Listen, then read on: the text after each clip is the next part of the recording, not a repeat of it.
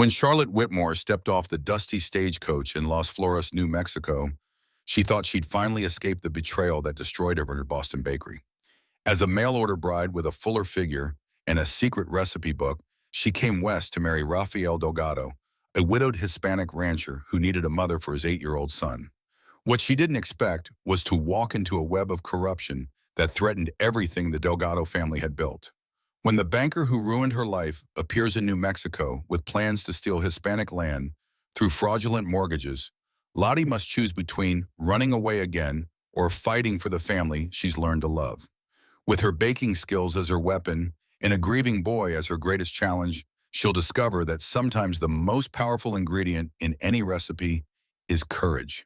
This is a story of second chances, the healing power of food and love that rises like perfect bread dough. Like and subscribe for more heartwarming Western romance stories that prove family is made with love, not just blood.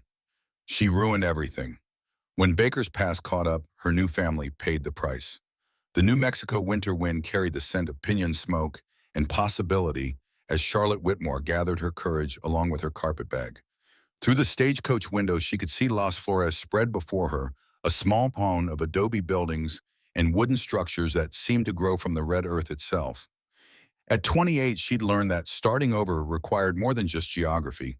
It required the kind of faith she'd lost 3 years ago when her business partner disappeared with their bakery's profits and her trust in human nature. But Rafael Delgado's letters had been different from the other responses to her carefully worded advertisement. Honest about his struggles as a widowed father, direct about his need for a practical wife, and refreshingly free of false promises about romance. Las Flores, the driver called. End of the line. Charlotte smoothed her best dress, a deep blue wool that had seen better days but still maintained its dignity, and checked that her most precious possession was secure. The leather satchel containing her recipe collection represented 15 years of experimentation, innovation, and the kind of baking knowledge that had once made her Boston shop the most sought-after bakery in the North End, until Thomas Hartwell had destroyed it all. She shook off the familiar anger and focused on the present. Today was about building something new, not mourning what she'd lost. The platform was nearly empty, except for a small group that had clearly come to inspect the new arrival. Charlotte recognized the dynamic immediately, small-town curiosity mixed with the particular tension of a community caught between cultures. Las Flores sat in territory that had been Mexico just 40 years ago, and the faces she saw reflected that complex heritage. Rafael Delgado stood apart from the group, easy to identify from his description in their correspondence. He was tall and lean, with dark hair touched by early silver, wearing clothes that marked him as a working rancher rather than a town businessman. His face was serious, almost grave as he watched her approach. But it was the child beside him that captured Charlotte's attention. Miguel Delgado was a beautiful boy with his father's dark eyes and a wariness that spoke of too much loss for someone so young. He stood close to Rafael, but separate, as if ready to bolt if the situation became threatening. Miss Whitmore, Rafael approached with his hat in his hands, his English careful and correct, but flavored with the musical accent of his first language. Mr. Delgado, thank you for meeting me. Of course, this is my son Miguel. Charlotte knelt down to the boy's eye level, noting how he stepped slightly behind his father. Hello, Miguel. I've been looking forward to meeting you. The boy said nothing, just studied her with the intense concentration of a child trying to determine whether a new person represented safety or threat. He's shy with strangers, Rafael explained, and Charlotte could hear both pride and concern in his voice. That's wise. It takes time to know whether someone can be trusted. Something in her tone made Miguel look at her more directly, and Charlotte saw intelligence in his young face along with a wariness. Behind them, she could hear the murmured comments from the watching townspeople, a mixture of Spanish and English, that her ear was quick enough to catch. She's Anglo, but not what I expected. A little soft around the middle, but she looks strong enough for ranch work. Poor Miguel, another stranger trying to replace his mother. Raphael's jaw tightened at the last comment, and Charlotte could see this wasn't the first time the topic had been discussed publicly. Perhaps we should get you settled, he said. The ranch is about an hour's ride from town. As Raphael helped her into his wagon, Charlotte noticed the careful distance he maintained, polite, but not intimate, helpful, but not familiar. Miguel climbed into the back without being asked, arranging himself where he could watch both adults without being directly between them. The ride through the high desert country was beautiful in a stark, honest way that appealed to Charlotte's practical nature. The landscape was nothing like the green hills of Massachusetts, but it had its own kind of promise, wide skies and endless possibilities. "It's beautiful," she said, meaning what? "It's hard country," Raphael replied. "The winters are cold, the summers are hot, and the growing season is short. Not everyone finds it beautiful. I like honest places. They don't pretend to be something they're not." Raphael glanced at her with something that might have been approval. "That's a good way to think about it. What about you, Miguel?" Charlotte turned to include the boy in the conversation. "Do you like living on the ranch?" Miguel considered the question seriously before answering in English that was more careful than his father's. "I like the horses and the view of the mountains from my room. I've never lived where I could see mountains from my bedroom window. That sounds wonderful." "Where did you live before?" The question was direct as only children's questions could be. "In Boston and Massachusetts. It's a very different place, lots of buildings close together and the ocean instead of mountains." "Did you like it there?" Charlotte paused, considering how to answer honestly without overwhelming the child with adult complications. "I liked parts of it. I had a bakery there and I loved making bread and pastries for people. But I didn't have a family, and that made it feel incomplete." Miguel absorbed this information with the seriousness of a child who'd learned that adults didn't always tell the whole truth. "Do you want a family now?" The question was so direct that Raphael looked uncomfortable, but Charlotte answered without hesitation. "Yes, I do, very much. Even if the family already has people in it, even if they might not want you there at first." The boy's insight was startling in its accuracy. Charlotte met his eyes directly. "Especially then. The best families are the ones where people choose to love each other, not just the ones where they have to because they're related." Miguel nodded slowly as if filing away this information for future consideration. The ranch, when it came into view, was a collection of low adobe buildings arranged around a central courtyard.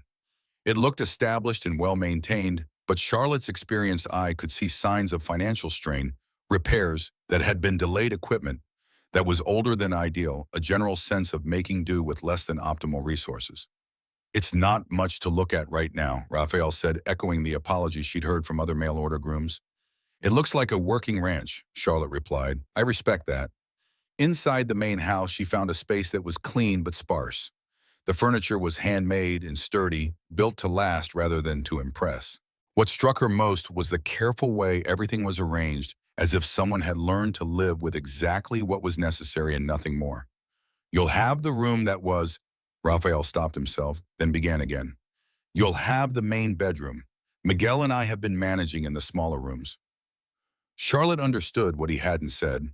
She would be sleeping in the room he'd shared with his late wife, surrounded by memories that might never fully fade.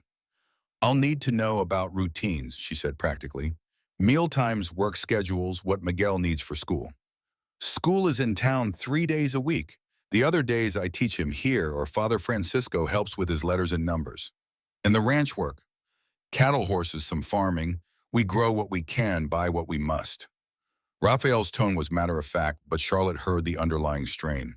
"What about income, cattle sales?" Raphael looked uncomfortable discussing finances with her, but Miguel answered from where he was arranging kindling by the fireplace. "Papa sells cattle when he can, but the prices aren't good, and the bank says we owe more money than we have." "Miguel," Raphael said sharply, "it's true, Papa. I heard you talking with Mrs. Santos about it." Charlotte felt a chill that had nothing to do with the winter air. Financial pressure combined with a mortgage could create the kind of desperation that destroyed families. "Mr. Delgado," she said quietly, "if there are financial problems, I should know about them. I came here to be your partner, not just your housekeeper." Raphael studied her face for a long moment. "The mortgage payment is due in 3 months. I don't have the money." "How much?" $800. It was a significant sum, but not impossible. Charlotte had arrived with $300 saved from her work in Boston, and there might be ways to earn the rest if they were creative. "What options do you have?" "Sell cattle early before they're ready for market. Take whatever price I can get." "That would solve the immediate problem but hurt your long-term prospects." "Yes." Charlotte looked around the kitchen, noting the good bones beneath the spare furnishings. What if there were other ways to generate income, ways that didn't require selling your assets below market value? Rafael looked skeptical. Like what? Let me think about that. But first, let me get settled and learn how things work here.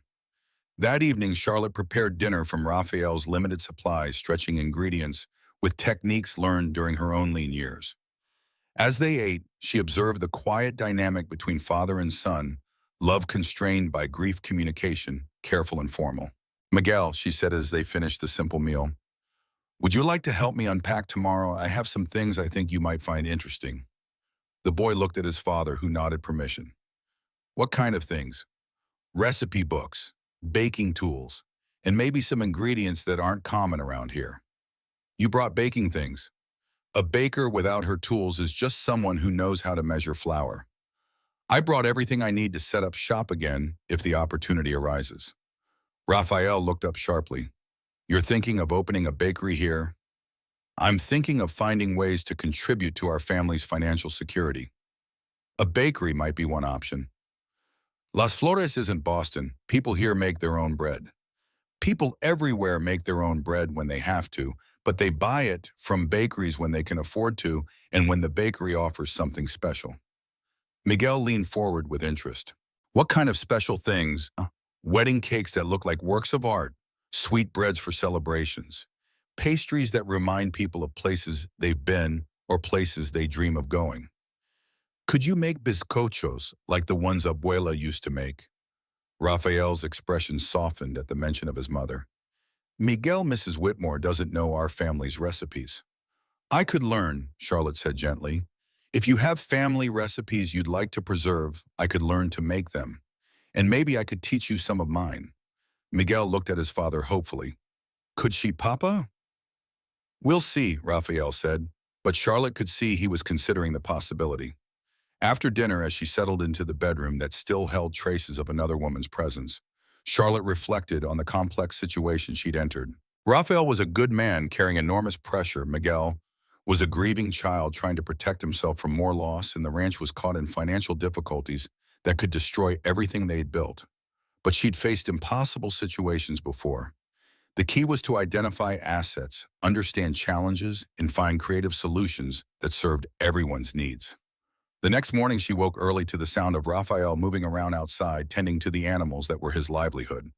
Through the window, she could see Miguel helping with enthusiasm that suggested this was familiar routine rather than forced chore.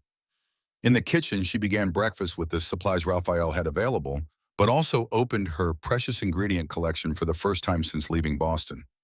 Vanilla extract, real cinnamon cardamom pods, and other precious spices that could transform simple ingredients into something memorable. When Rafael and Miguel came in for breakfast, the kitchen smelled like Christmas morning. What is that smell? Miguel asked, his eyes wide. French toast made with brioche bread and real vanilla, Charlotte replied. I thought we should celebrate our first morning together properly.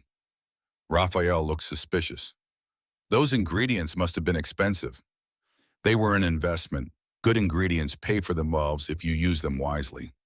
The breakfast was a revelation. Miguel had never tasted anything like the rich, custardy French toast, and even Rafael's careful reserve cracked slightly at the extraordinary flavor. This is very good, he admitted. This is just the beginning, Charlotte said. Wait until you taste what I can do with a proper kitchen setup and access to fresh ingredients. After breakfast, Miguel hovered around the kitchen while Charlotte organized her supplies and Rafael tended to ranch duties. When she opened her recipe collection, the boy's eyes went wide. Are those all recipes? 15 years worth. Some of them are originals I developed myself. Could you really teach me to make them? If you want to learn, I'd love to teach you. Baking is like painting, but with flavors instead of colors. Miguel considered this analogy seriously. Could you teach me to make Abuela's bizcochos? I'd need someone to describe them to me first. What did they taste like? What did they look like? How did your grandmother make them? For the next hour, Miguel described his grandmother's traditional Mexican cookies with the detailed memory of a child who'd associated them with love and comfort. Charlotte listened carefully, taking notes and asking specific questions about technique and ingredients. I think I can recreate something very close to what your grandmother made, she said finally. But we'll need some ingredients I don't have here. Like what? Anise seed lard instead of butter and the right kind of flour. Are there Mexican families in town who might trade ingredients? Miguel's face lit up with excitement. Mrs. Santos, she has everything. She makes the best food in Las Flores. Would she be willing to help us? I don't know. She thinks Papa shouldn't have married an Anglo woman. Charlotte felt a familiar knot in her stomach. Why doesn't she like the idea? Miguel shrugged with the matter-of-factness of childhood.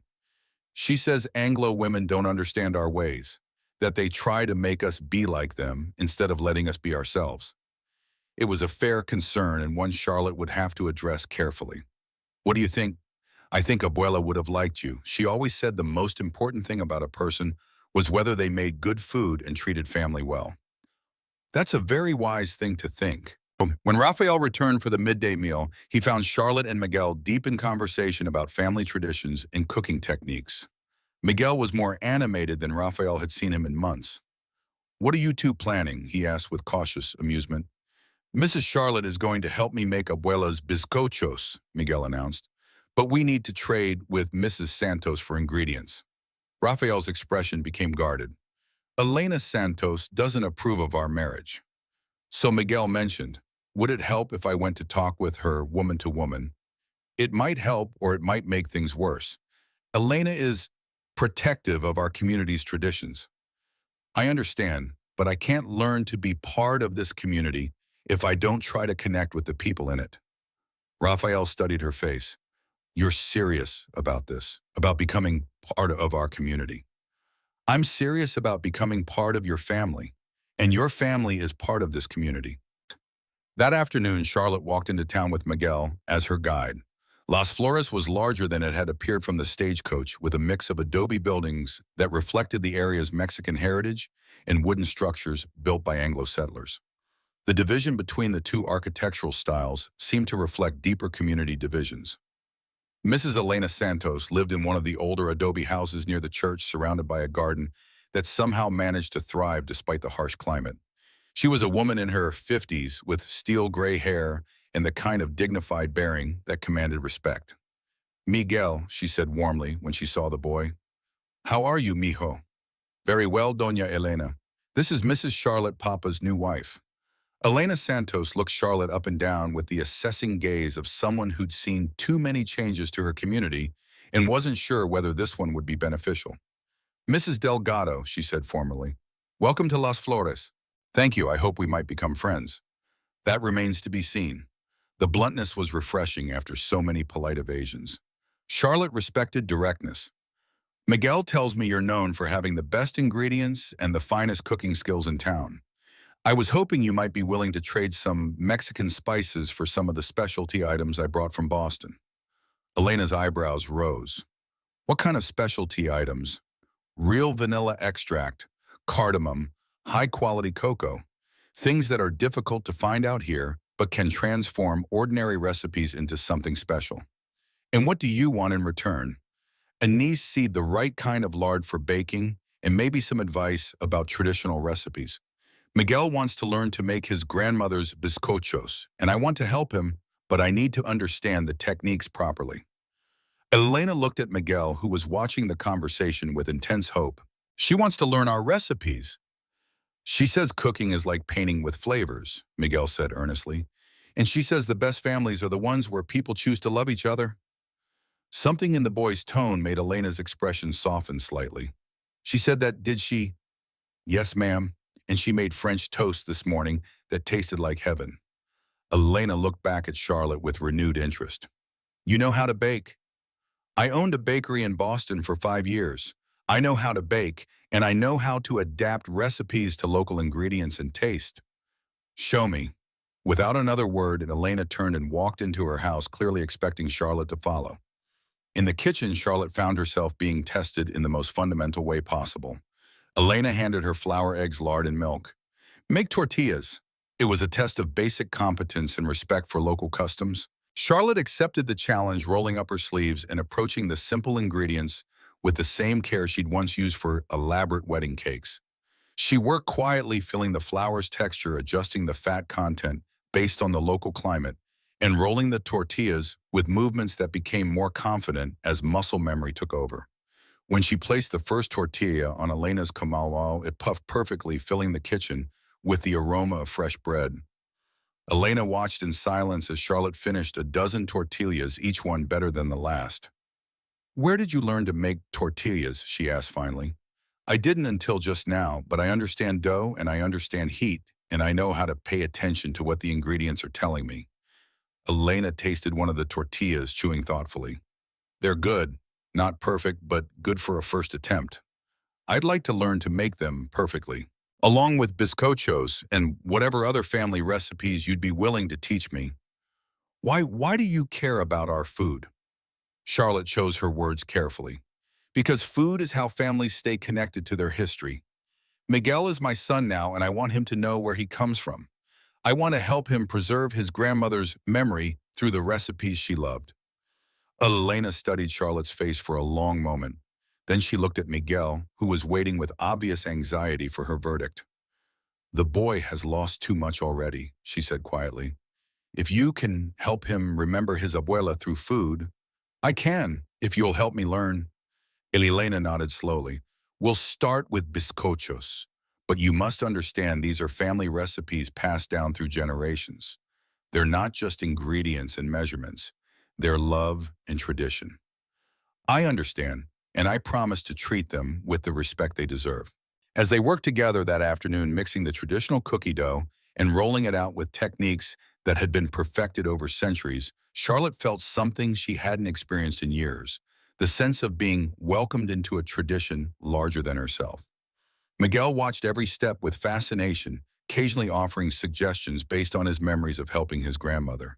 When the first batch of bizcochos came out of Elena's oven, perfectly golden and fragrant with anise, his face lit up with pure joy. "They smell just like abuelas," he whispered, as if speaking too loudly might break the spell. Elena gave him the first cookie to taste, watching his reaction carefully. Miguel bit into it, closed his eyes, and smiled with an expression of perfect contentment. "It's exactly right," he said. "Mrs. Charlotte, you made them exactly right."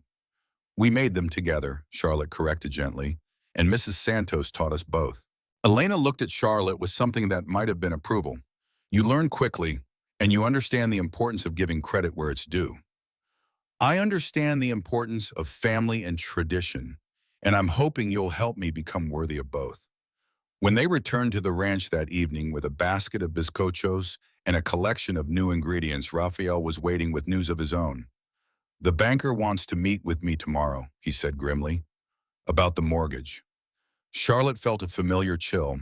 In her experience, when bankers requested sudden meetings about mortgages, it usually meant trouble. "What kind of meeting?"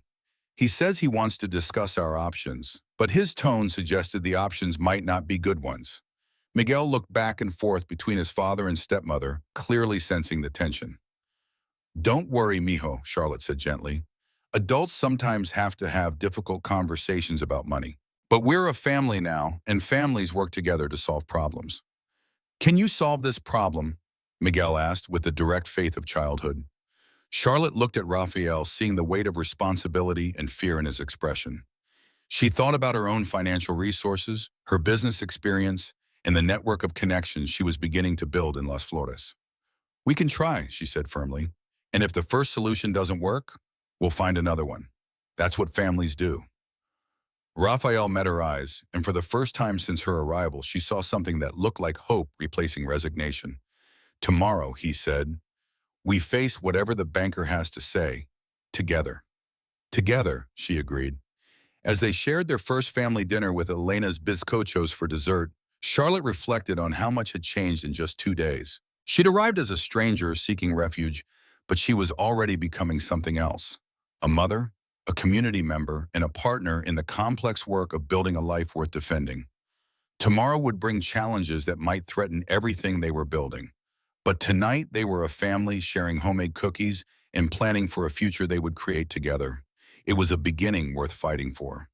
The next morning dawned cold and clear, with frost painting the windows of the ranch house in delicate patterns that reminded Charlotte of sugar work on wedding cakes.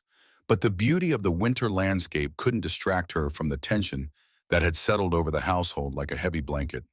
Rafael had been up since before dawn, moving through his morning chores with the mechanical precision of a man trying to stay busy to avoid thinking. Miguel helped with unusual quietness, clearly sensing that today was different from others. "Mr. Delgado," Charlotte said as they finished breakfast, "I'd like to come with you to the bank meeting." Rafael looked up from his coffee with surprise. "That's not necessary. Banking business is family business, and I'm family now." "Charlotte, you don't understand how things work here. Thomas Hartwell doesn't deal with women in business matters." The name hit Charlotte like a physical blow. She set down her coffee cup, carefully fighting to keep her expression neutral, even as her mind raced. "Thomas Hartwell, that's the banker's name.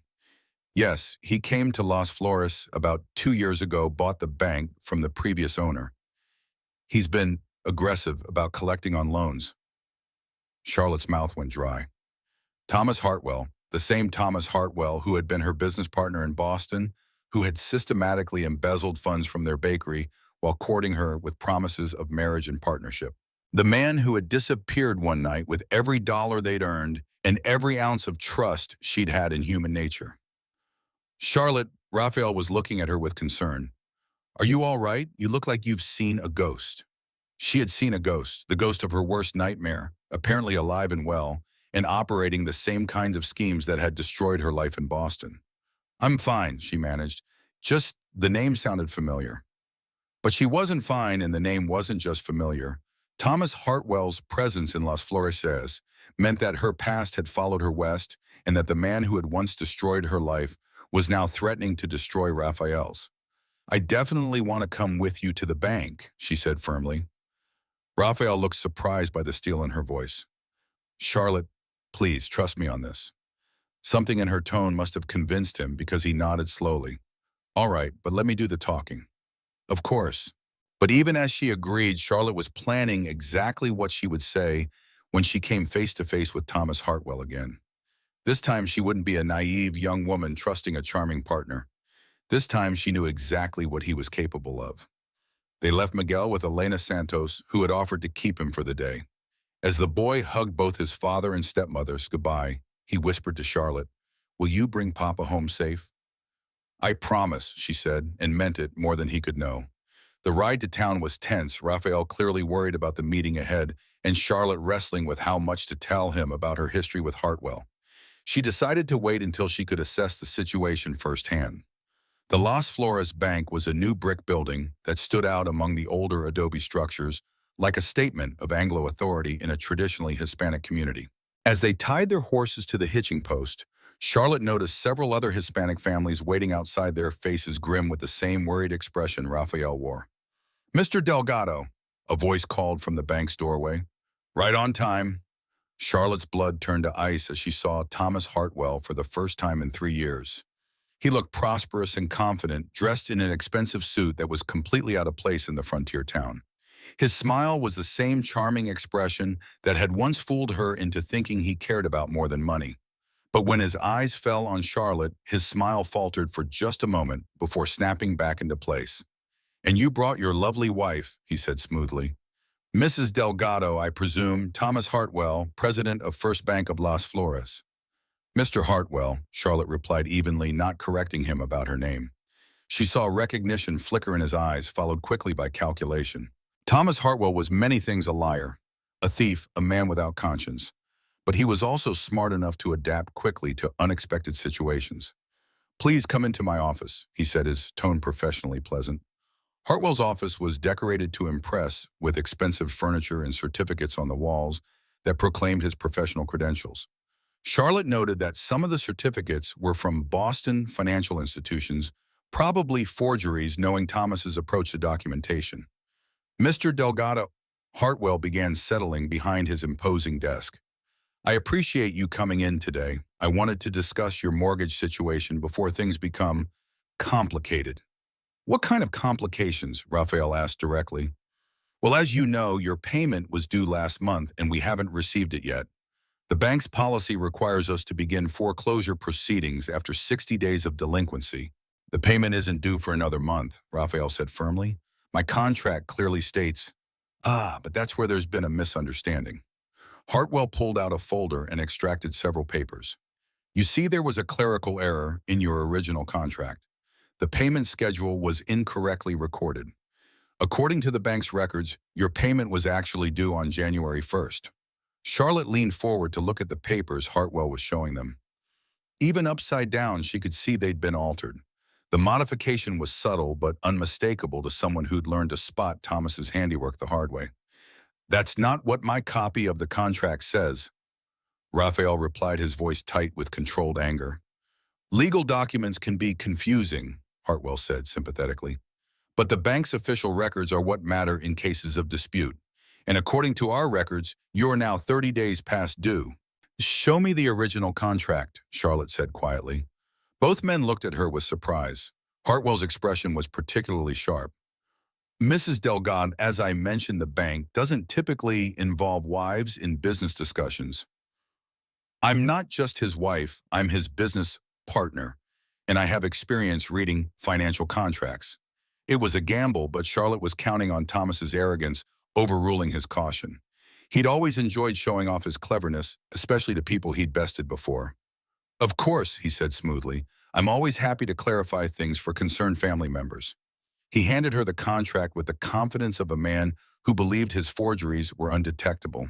But Charlotte had spent months going over every document from their Boston partnership, learning to identify the subtle signs of Thomas's alterations. She studied the papers carefully, noting the slightly different ink color in the date section, the way the number 1 had been written over what had originally been a 5-sum, and the telltale signs of erasure around the payment schedule.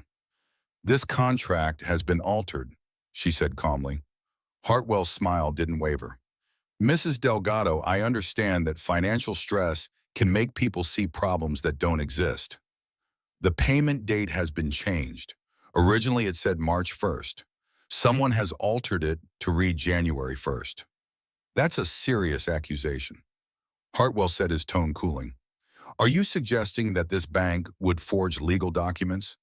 I'm saying this specific document has been tampered with.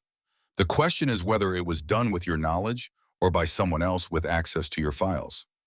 It was a diplomatic way of giving him an out while still calling attention to the forgery. But Thomas Hartwell had never been one to accept diplomatic solutions when intimidation was an option. Mr. Delgado, he said, turning his attention away from Charlotte, I think your wife may be suffering from the kind of paranoid thinking that sometimes affects women under stress.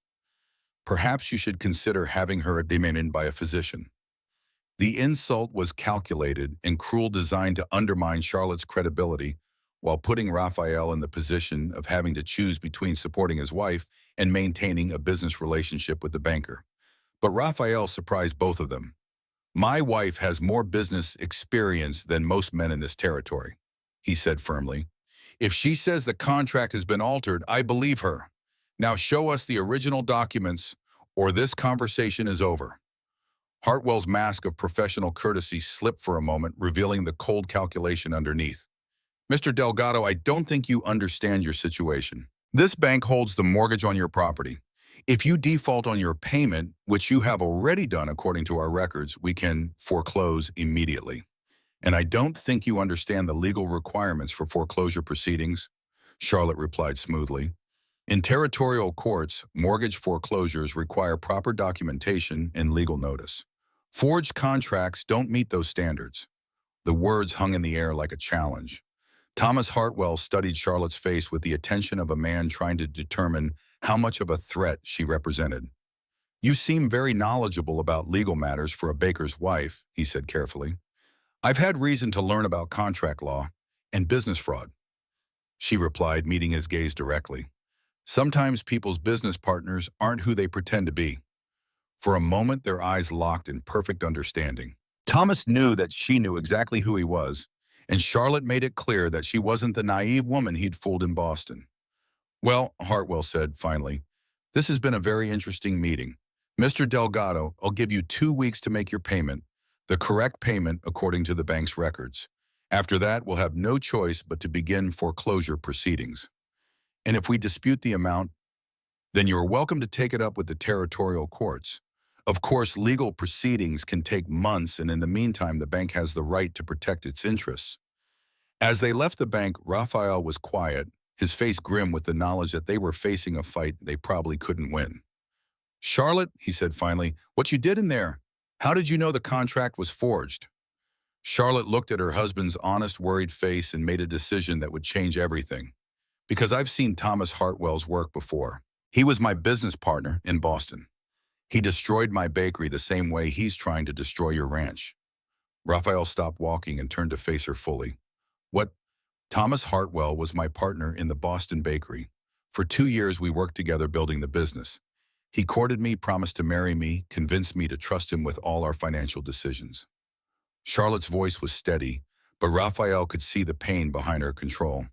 "Then one night he disappeared with every penny we'd earned and left me with debts I couldn't pay and a reputation I couldn't salvage.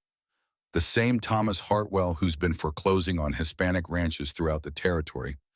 The same one. I thought he was gone forever. I never imagined he'd follow the same path west that I did." Raphael absorbed this information in silence, clearly processing the implications. "Charlotte," he said finally, "if he recognizes you, and from what I saw in there he does, won't he try to discredit anything you say about his business practices?" "Probably, but Raphael, I know how he operates. I know his methods, his weaknesses, and most importantly, I know he's not as smart as he thinks he is." "What do you mean?" "Thomas always keeps records of his schemes. He can't resist documenting his own cleverness. If he's been systematically defrauding Hispanic families, there will be evidence. We just have to find it." "And how do we do that?" Charlotte smiled grimly. "We give him exactly what he doesn't expect. Instead of running away like I did in Boston, we fight back. And this time I know enough about his methods to beat him." That evening, as they sat around the kitchen table planning their strategy, Miguel listened with the intense concentration of a child trying to understand why adults sometimes had to fight battles that didn't seem fair. "Is Mr. Hartwell a bad man?" he asked finally. Charlotte considered how to answer honestly without frightening him. "Mr. Hartwell is a man who takes things that don't belong to him and hurts people who can't fight back. That makes him dangerous, but it also makes him wrong. Are we going to fight him? We're going to make sure he can't hurt any more families. Sometimes that means fighting, but the best way to fight bad people is to prove they're doing bad things." "How do we prove it?" It was Raphael who answered. "By being smarter than he is. By working together and being careful, and making sure we have evidence that even a territorial court can't ignore." "Can I help?" Charlotte and Raphael exchanged glances. Miguel was only 8, but he was smart and observant, and he had more at stake than anyone in this fight. "You can help by keeping your eyes and ears open," Charlotte said carefully. "If you hear anything unusual when we're in town, if you notice anything strange about how people are being treated, you can tell us. Like a spy. Like a family member who cares about justice." Miguel considered this distinction seriously. "I can do that." Over the following days, Charlotte began her own investigation into Hartwell's operations while maintaining the appearance of simply settling into her new life as a rancher's wife. She visited the other families who were facing foreclosure, offering to teach their children baking skills while quietly gathering information about their experiences with the bank. What she learned was disturbing but not surprising. Every Hispanic family in the area had experienced some version of what the Delgados were facing. Altered contracts, changed payment schedules, unexpected fees, and accelerated foreclosure proceedings. The pattern was systematic and deliberately targeted. But she also learned something else. These families weren't just victims. They were survivors who'd built successful ranches and businesses through hard work and community cooperation. They had resources, knowledge, and connections that could be powerful weapons if properly organized. "Elena," she said one afternoon as they worked together in the older woman's kitchen, "how many families are facing foreclosure right now?" "7 that I know of directly. Probably more who haven't talked about it because they're too proud or too frightened." "What if they didn't have to face it alone? What if there was a way for all of them to fight back together?" Elena looked up from the bread she was kneading. "What are you thinking?" "I'm thinking that Thomas Hartwell is counting on people being isolated and ashamed. He's counting on them not talking to each other, not comparing experiences, not realizing that what's happening to them is happening to everyone. And if they did realize, they might discover they have more power than they think. That evening, Charlotte presented her idea to Rafael over dinner. I want to organize a meeting, she said. All the families who are facing foreclosure, plus anyone else who's had problems with the bank. I want them to share their experiences and compare documentation. To what end? To build a case. Rafael, if we can show that Hartwell has systematically targeted Hispanic families with fraudulent contracts and illegal foreclosure procedures, we can take it to the territorial authorities. And if the territorial authorities are also corrupt, then we take it to the newspapers. We make it a public scandal that's too big to ignore. Rafael was quiet for a long moment. Charlotte, what you're proposing is dangerous.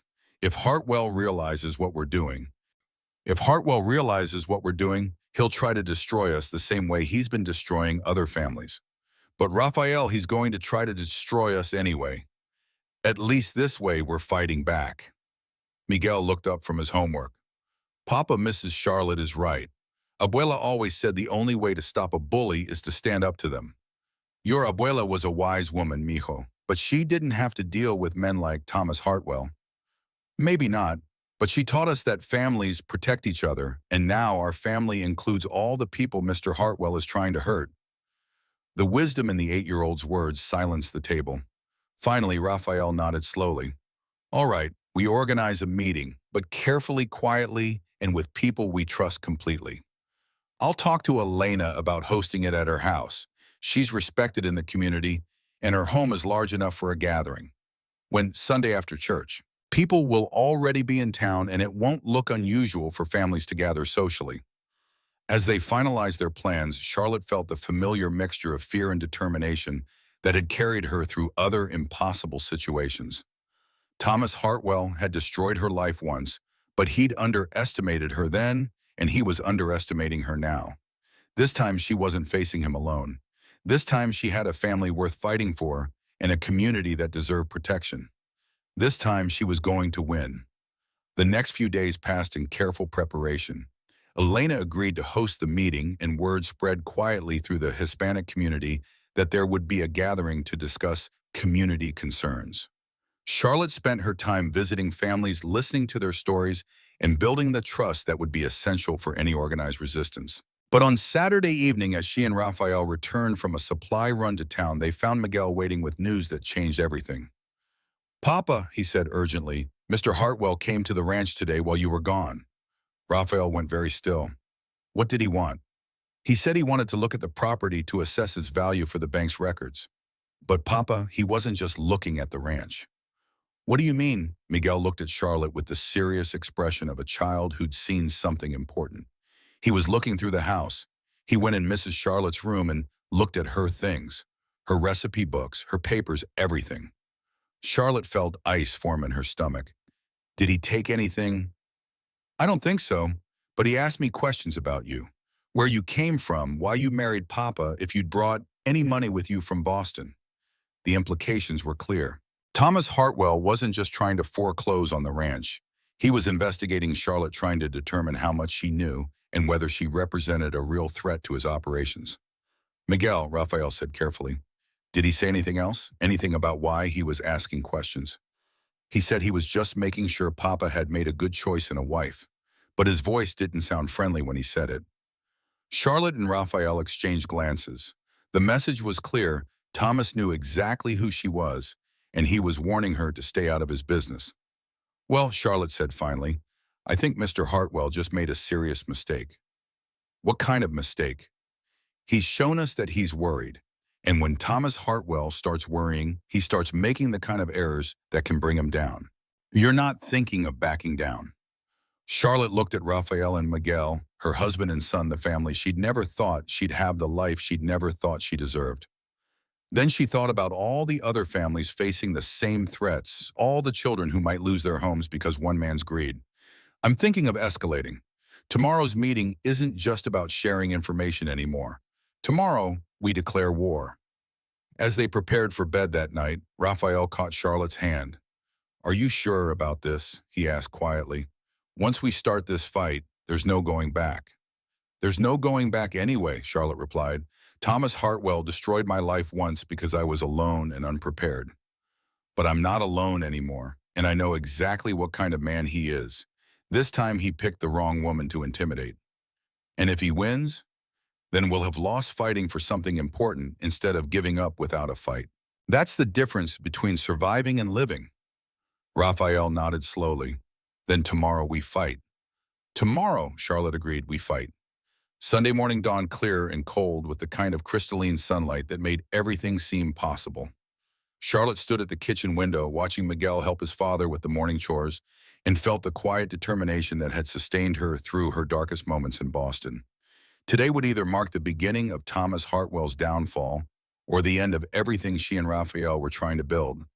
But either way, it would mark the end of running away. After church, families began gathering at Elena Santos's house with the casual air of people coming together for a social visit. But Charlotte could see the tension beneath the surface, the careful way people spoke, the worry in parents' eyes, the determination of people who'd been pushed as far as they were willing to be pushed. Elena had prepared her largest room for the gathering, arranging chairs in a circle that would allow everyone to see and hear each other. As families settled in, Charlotte counted 12 households represented nearly every Hispanic family in the Las Flores area. Friends, Elena began formally, we're here today because we all face the same problems with the bank. Mrs. Charlotte has suggested that by sharing our experiences, we might find solutions we couldn't discover alone. Charlotte stood acutely aware that she was about to ask these people to trust her with their futures based on very little evidence that she deserved that trust. Thank you all for coming, she said in careful Spanish, wanting to address them in their own language. I know this isn't easy. Sharing financial troubles with neighbors requires courage. She paused, choosing her words carefully. I want to start by telling you something about myself that might help you understand why I've asked you here. Before I came to Las Flores, I owned a bakery in Boston. I had a business partner named Thomas Hartwell, the same Thomas Hartwell who now owns our bank. The revelation sent a murmur through the room. Several people sat forward with increased attention. Thomas Hartwell systematically stole money from our business while convincing me to trust him with all our financial decisions. When he left Boston, he took everything we'd earned and left me with debts that destroyed my bakery and my reputation. Why are you telling us this? Asked Juan Moreno, an older rancher whose family had been in the territory for 3 generations. Because the same methods he used to destroy my business are the methods he's using to steal your land. And because this time he's not dealing with one isolated woman, this time he's dealing with an entire community that can fight back. Charlotte gestured to Rafael, who stood and pulled out a folder of documents. We've been comparing mortgage contracts and foreclosure notices from different families. What we found is a pattern of systematic fraud. For the next hour, they went through the evidence methodically. Contract alterations, changed payment schedules, fabricated fees, and accelerated foreclosure timelines, all targeting Hispanic families, all following the same pattern Charlotte had seen in Boston. He's not just stealing individual properties, Charlotte explained. He's working to drive Hispanic families out of the territory entirely. Every ranch he forecloses on gets sold to Anglo settlers at below-market prices. But why? Asked Maria Herrera, whose husband had died the previous year, leaving her to manage both the ranch and the mortgage payments alone. Why target us specifically? It was Miguel who answered, his young voice clear in the silent room. Because he thinks we won't fight back. Because he thinks Hispanic families will just accept whatever happens to them without making trouble. The simplicity of the 8-year-old's analysis hit the room like a physical blow. Several people nodded grimly, recognizing the accuracy of his assessment. Miguel is right, Charlotte said. Thomas Hartwell is counting on isolation, shame, and fear to keep you from organizing resistance. He's counting on you believing that you have to face this alone. So what do you propose we do about it? Juan Moreno asked. Take our altered contracts to a territorial court. That's probably as corrupt as the bank. I propose we make it impossible for anyone to ignore what's happening here. I propose we gather evidence so compelling that even corrupt officials can't dismiss it. Charlotte outlined her planned coordinated documentation of all fraudulent practices, sworn statements from affected families, and a comprehensive investigation into Hartwell's background and methods. But most importantly, she concluded, I propose we stop making mortgage payments to a bank that's operating through fraud. Every family here should put their mortgage money into a community fund. When this is over, we'll pay our legitimate debts to a legitimate institution. The suggestion was radical enough to cause actual gasps. Refusing to make mortgage payments was essentially declaring war on the bank. Mrs. Charlotte, Elena said carefully, what you're suggesting could result in all of us losing our homes. What I'm suggesting could result in all of you keeping your homes. What Thomas Hartwell is doing will definitely result in all of you losing your homes one by one until none of you are left. Rafael stood beside his wife. Charlotte is right. I've been trying to handle this alone, trying to find a way to pay off a mortgage that's been illegally altered. But every payment I make just gives Hartwell more time to perfect his scheme against the next family. And if we fight and lose, Maria asked, if we fight and lose, we'll have lost together as a community. If we don't fight, we'll lose alone one family at a time until there's no community left to lose with. The debate that followed was intense but respectful with families, weighing the risks of action against the certainty of eventual destruction. Children played in Elena's garden while their parents made decisions that would affect generations. Finally, Juan Moreno stood. I'm an old man. I've seen this territory change from Mexico to America, from wilderness to settlement. I've seen communities destroyed by division and communities saved by unity. He looked around the room at each family. I vote we fight. One by one, the other families agreed. By the end of the afternoon, they had established a community fund, elected a governing committee, and begun the systematic documentation that would be essential for any legal challenge. But as the families prepared to leave, Miguel approached Charlotte with the serious expression that meant he'd been thinking about something important.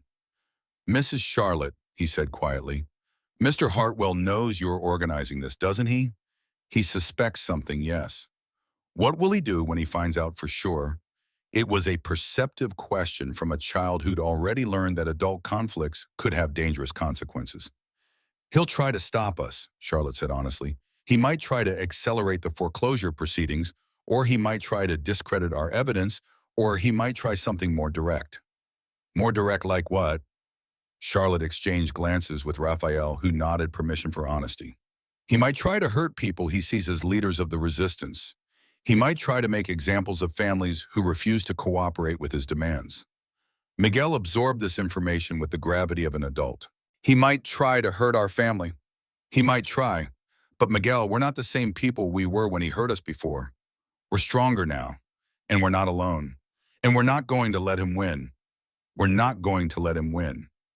That evening, as they sat around their kitchen table reviewing the day's decisions, Charlotte felt the weight of responsibility settling on her shoulders. 12 families had agreed to follow her leadership in a fight that could cost them everything. Children like Miguel were depending on her to protect their futures. But she also felt something she hadn't experienced since losing her Boston bakery, the sense that she was exactly where she belonged, doing exactly what she was meant to do. Rafael and she said as they prepared for bed, tomorrow I want to start gathering evidence about Thomas's other operations. If he's been running the same schemes elsewhere, there might be patterns we can document. How do you propose to do that? By using skills I learned the hard way in Boston. I know how Thomas thinks, how he documents his work, and what kind of evidence will exist if we know where to look for it. And where do we look? Charlotte smiled grimly. We look in places he thinks are safe because he thinks we're too stupid or too intimidated to look there. The next morning brought news that confirmed Charlotte's suspicions about Hartwell's reaction to their organizing efforts. Elena arrived at the ranch early with word that 3 families had received new notices from the bank, not for closure threats, but demands for immediate payment of fees that had never been mentioned before. He's panicking, Charlotte said with satisfaction. When Thomas starts inventing new fees and accelerating timelines, it means he's losing control of the situation.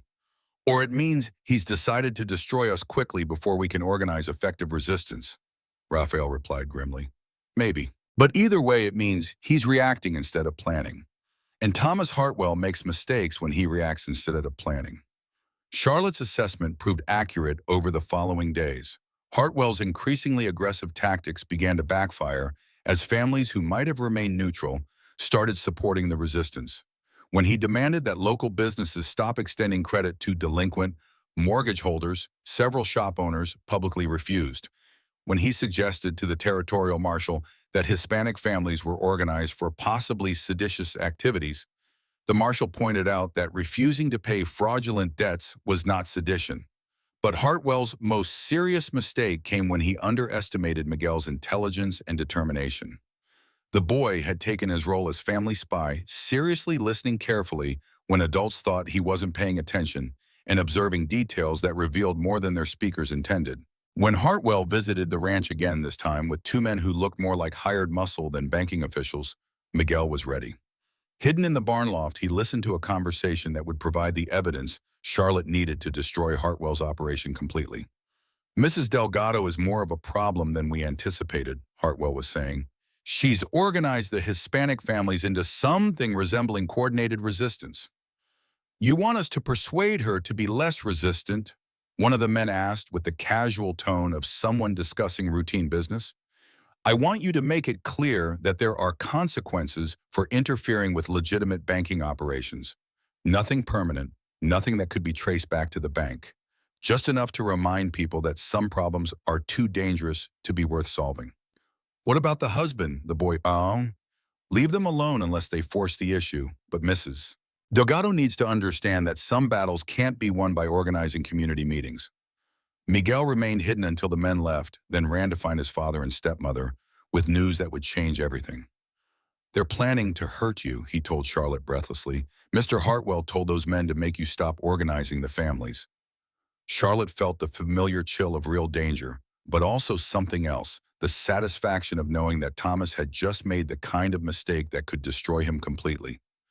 "Miguel," she said carefully, "are you absolutely sure about what you heard?" "Yes. He said you were more of a problem than they anticipated, and he wanted them to make sure there were consequences for interfering with banking operations." Rafael's face was grim. "Charlotte, we need to go to the marshal immediately." "Not yet. Miguel, do you think you could recognize those men if you saw them again?" "Yes. One had a scar across his nose, and the other had a gold tooth in front. And you're certain they used Mr. Hartwell's name? They weren't just pretending to work for him. He paid them. I saw him give them money and tell them to report back to him after they handled the situation."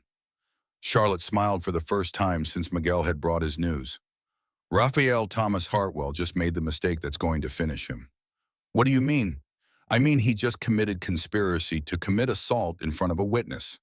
And not just any witness, a child whose testimony will be particularly compelling to a jury."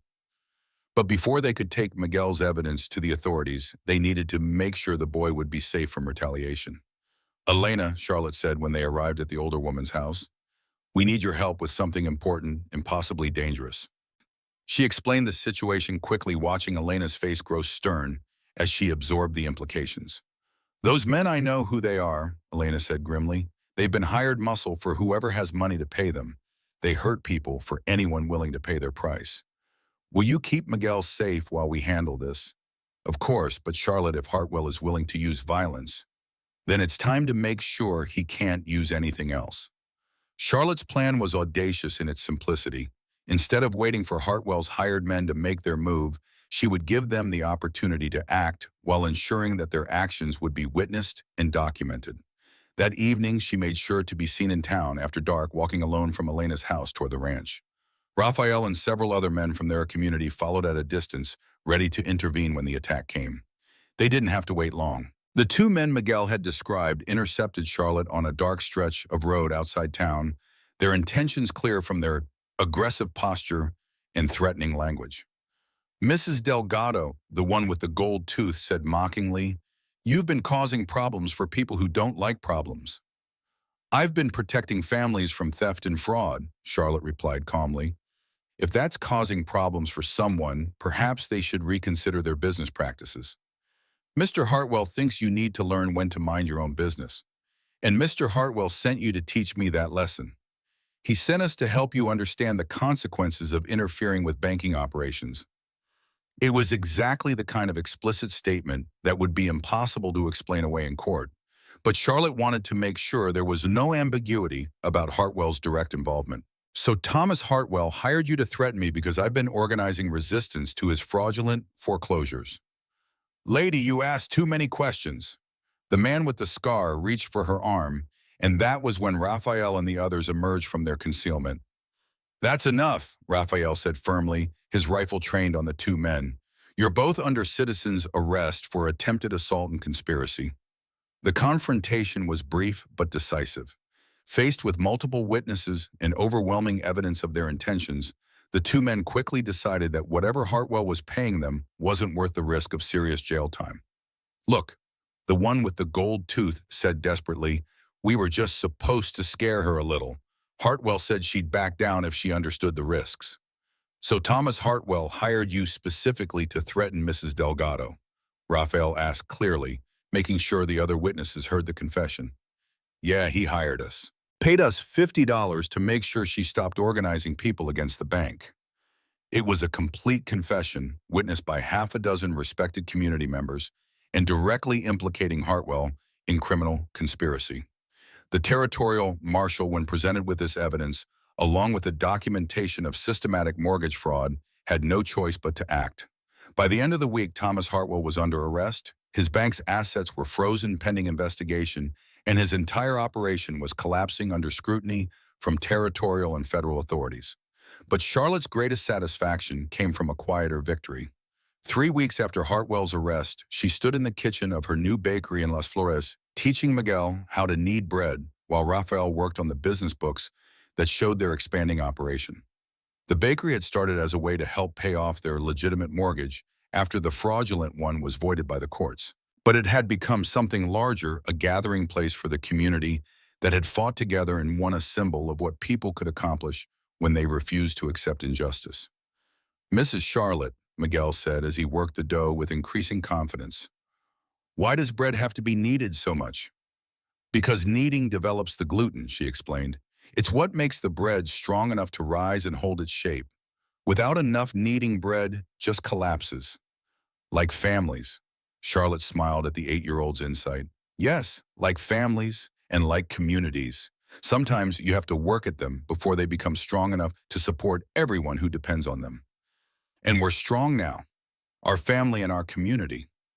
Charlotte looked around the bakery that had become the heart of Las Flores' Hispanic quarter, where families gathered to share news and children played, while their parents conducted the business of building a better future. We're strong now, she confirmed. Strong enough to rise and hold our shape, no matter what tries to knock us down. That evening, as they closed the bakery and walked home together through the town that had become truly theirs, Miguel skipped ahead, while Charlotte and Raphael followed hand in hand. Any regrets? Raphael asked, echoing the question she'd heard from him weeks earlier. Charlotte considered the question seriously. She'd come to New Mexico running from betrayal and hoping for safety. She'd found something better, a family worth fighting for, a community worth serving, and the discovery that her greatest talents weren't just for baking bread, but for building the kind of connections that made communities strong. Only one, she said finally. What's that? I regret that it took me so long to understand that the best ingredients for any life are courage, community, and love. Everything else is just decoration. Raphael squeezed her hand. And now that you understand, Charlotte looked ahead at Miguel, who was teaching a neighborhood dog to shake hands while waiting for them to catch up. She thought about the bakery that was thriving beyond her wildest expectations, the community that had learned it could fight for justice and win, and the husband who'd become her true partner in every sense of the word. Now that I understand, she said, I plan to use those ingredients every day for the rest of our lives. As they reached home, the scent of pinyon smoke and fresh bread drifted through the evening air, carrying the promise of tomorrow's possibilities. Charlotte had learned that sometimes the most important recipes couldn't be written down. They had to be lived, shared, and passed on through the simple act of loving people enough to fight for their right to be happy.